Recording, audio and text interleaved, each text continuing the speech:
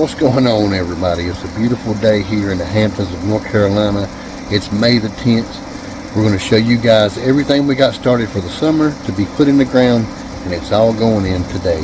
So let's take you guys and show you what we got started.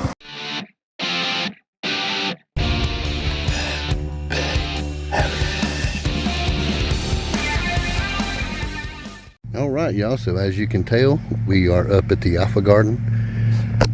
We still don't have nothing much planted, but we have been eating quite a while on our Tehama lettuce, and as you can tell, those guys are doing perfectly fine. And we come out here and leaf harvest off those things about 3 times a week. And over here in our beds, we have some red cabbage. We have a few onions, which is Starbright onions, but most of this in here is Italian garlic. And our mother elderberry is already towering over the end of the garden as usual. On the opposite side of the elderberry, we have some more red cabbages, some onions, and of course a few voluntary zinnias. And then here is our patch of garlic and onions, which are really doing fine, but we always have this crazy scenario with all these zinnia flowers here growing all in between our garlic. All these are volunteer, and it never really does seem to hurt the garlic and the onions. As you can tell, they're escaping already, and by the time we pull the garlic out and the onions, the zinnias are already blooming. So now here's a close-up of our Tehama that we have been harvesting off of. This is our favorite lettuce of all time. We absolutely love this stuff. Here is our OS cross cabbages that we have planted out through there. Now here is our muscadine. These just got planted here this spring. We have 4 of them. I'm really excited about these things, but we still are working on our trellis design before these things get a little too big. We have 4 of them planted, 1 every 20 foot down at the end of the garden. Our container, our wagon onions are doing good. Still kind of getting shaded out by old mother elderberry as usual, but they seem pretty happy. Alright, so here we are in the newly designed herb garden. As you can tell, we're still working on the fence.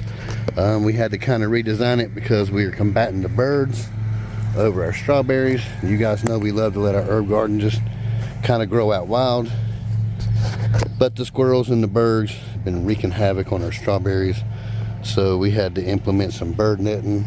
However, we're not totally stingy. I did leave them a whole plot of strawberries cascading down the hill there for them to go ahead and harvest their own berries, but they're going to have to leave our strawberries alone.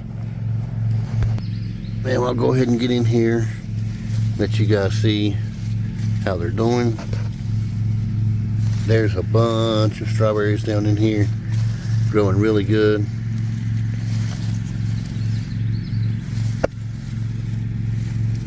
Lots and lots of strawberries.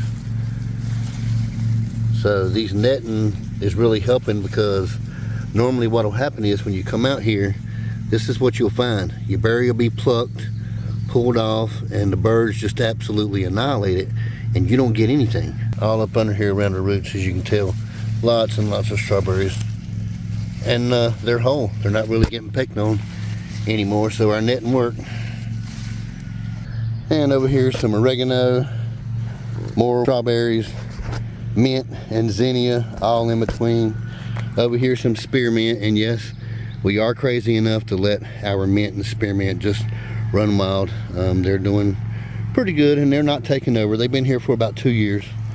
Here is our big mother lemon balm. She's doing great. So what we have back here under this black stuff is our shampoo ginger. We have been making sure we overwinter that, trying to keep it warm, but we will keep you updated with what's going on the shampoo ginger later on when we find out if we did save them or not.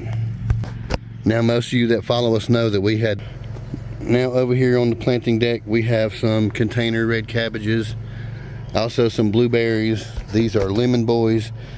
These are the only tomato that we make our chow chow with now. These are absolute favorite yellow tomatoes. Those guys are already in half-gallon pots, and they're ready to go out. Here is succession corn planting number 2. succession corn planting number 3. Over here is some Cherokee purple tomatoes. Here is some Greek oregano. Speckled Romans. Here's some more speckled Romans. In here is our cantaloupe and watermelons. Now again, you guys know we always stick to our favorite 2. So we have sangria watermelons and Athena cantaloupe. Over here we have some black beans, some turtle black beans, and we also have some Kentucky Wonder pole beans. Back here and over here on the side, we have some paprika peppers. These are really special. One of my friends from Australia gave me these seed. You guys probably know him as Down Under Farm and Forage, Darren. He sent me these seed, and we cracked them this year, and we're planning to get a whole bunch of seed off these things. To avoid cross-pollination this year, this is the only pepper we will be growing this year, and that helps us to maintain that 100% purity in those seed. Now over here is some Rose of Sharon and a miniature or dwarf cherry tree, all from my best friend Jules. Now forgive us for the noise, but I'm down at the Omega Garden and we're mowing the pasture still. But all we have here in the Omega, as you can see, our sweet potatoes is actually starting to take off and do really good, peeping through our holes there. And then all that stuff in the middle is our elderberry cuttings that we took off our mother bush last spring and stuck them in the ground. So this is actually their first season of growth, and they're already 6-8 foot tall. Now we have the same amount of space on the other side of those elderberry, but we don't have anything planted yet. It's all going in this weekend. Our goats, Ibanez and Cherokee, they doing good.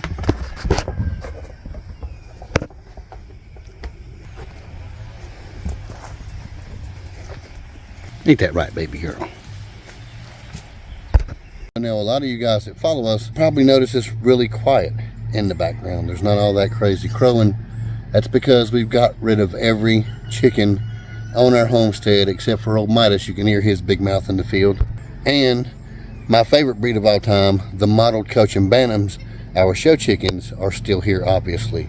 But every other chicken, all of our barnyard mixes, all of our blue lace red Wyandotte purebreds, every chicken we have is gone except for those 2 breeds.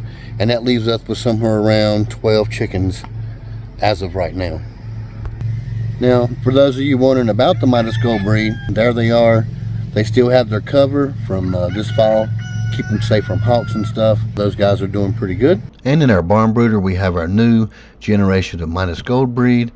Also, we have some of our new Cochin Bantam chicks as well. And in this brooder, we have 10 Midas Gold crossbreeds. This is a crossbreed between a Midas Gold and a Rhode Island Red. We have around 10 of those, and they're going to the sale. So that's it for us, guys. Thank you for watching, and we'll see you on the next one.